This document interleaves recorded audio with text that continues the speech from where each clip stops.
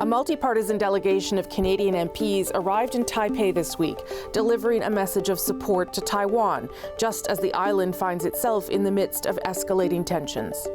Taiwan's issues are Canada's issues, and Canada's issues are Taiwan's issues. The visit came as China staged 3 days of military drills around Taiwan. The show of force in response to Taiwan's president meeting with U.S. House Speaker Kevin McCarthy in California. Liberal MP John McKay led the Canadian delegation to Taiwan, and I spoke to him earlier about China's military aggression towards the island and the support Taiwan currently needs. John McKay, nice to see you. Appreciate you being here. Happy to be here. Thanks, Rosemary. So, Mr. McKay, you led a delegation of MPs to Taiwan this past week. I wonder what you can tell us about what Taiwanese officials told you in terms of what they are looking for from Canada, or what their message was for Canada. The message is that they appreciate Canada's friendship on a multiplicity of levels. They were enthusiastic and genuine in their warmth of their welcome. I was going to say it started with the president. It didn't start with the president. It started with the people we met before the president. But she was very generous with her time and candid, witty, smart, engaging, and very determined person. She is one very tough leader to stand up to the bully boy tactics of the PRC. Well, how would you characterize right now the threats from China's military towards Taiwan? As you arrived, they were launching military drills around Taiwan. That's something they do regularly. How serious is that threat right now from what you have heard there on the ground? It's serious. Yeah. It's kind of a bizarre experience, Rosemary, because if you're on the streets of Taipei, you're not really aware that anything is going on. But certainly in the conversations we had, this was front and center. And it's something they live with on a daily basis. They are constantly scrambling their Air Force. For instance, we were earlier today, not far from the hotel here, you could hear the jets taking off. Where they're going, have no idea, but that's a reality. They surround the island with warships and threaten to cut the cables and turn Taiwan into a vassal state. You talked about President Tsai there. I understand there wasn't a direct ask for Canada for military assistance, but from what you understand, is that something the government is considering, should be considering? From your takeaway from this visit is what, in terms of what Canada should be offering for support? Well, I think political support is probably as important, if not more important than defense. There were conversations that we had about defense relationships and things of that nature, yeah, which I won't get into. But the political support is probably as important. As you know, Taiwan occupies a peculiar place in the political firmament. Yet in every other respect, it's a fully functioning democracy that has a robust economy, and we do not treat it well, and we could improve in a number of areas. The WHO, the WHA, the Aviation Authority, the FIPA, the Foreign Investment Protection Act, the CPTPP. Those are all areas that we could move the agenda forward, and we have it within our ability to do so. And I'm rather hoping that that is a response. And from our government, I have to say that our representative here is really was really helpful to us, and there wasn't kind of a dissonance between a parliamentary delegation and the government representatives.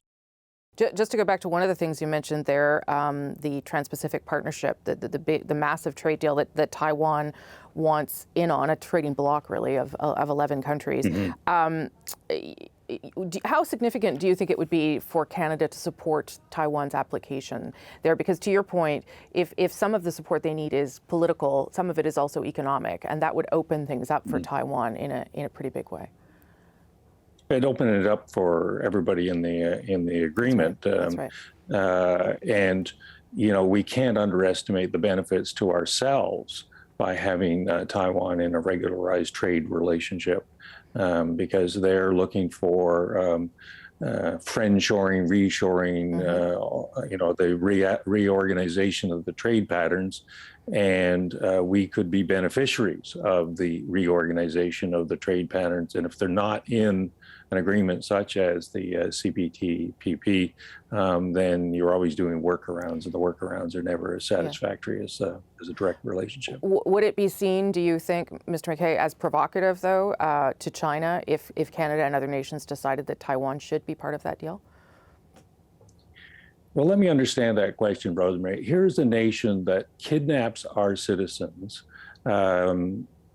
tries to influence our elections, runs police stations to disrupt diaspora communities, runs balloons over top of our nation, runs influence operations in our university, steals regularly intellectual properties, and we should be concerned about whether this should be disruptive or offensive to China. I kind of don't understand the thinking among those who spend their time worrying about what China might think about something. China has taken itself out of the realm of civilized nations, and CPTPP is an opportunity to bring one of the civilized nations into a trade arrangement. So I'm not unrealistic, but I still think that we spend a lot of time worrying about what China thinks. I hear you. I want to ask one last question about cyber threats, because I know that was part of the conversation there as well. And as you may know, there's been a lot of cyber threats and attacks in this country just this week emanating from Russia. What could Canada learn from Taiwan on that front, Mr. McKay? Is there anything that they are doing that is effective or different given the pressure that they're under from that perspective? They have 1 million cyber attacks a day. They can't afford the luxury of dividing up who does what, when, where. They have one minister who's overall charge of digital affairs.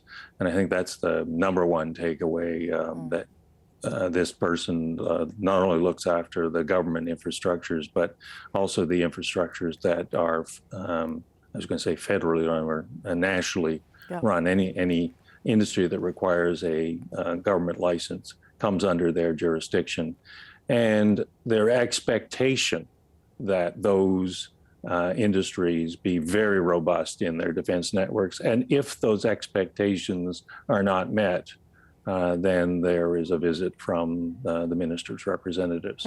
So I think that would be a number one takeaway. We just can't afford the luxury of hoping that the government does things correctly and all the other governments do things correctly, the other industries do things correctly. This is just simply not a luxury any of us can afford any longer. Mr. McKay, sounds like it was a fascinating trip. Thank you for telling us about it. Appreciate it. Absolutely.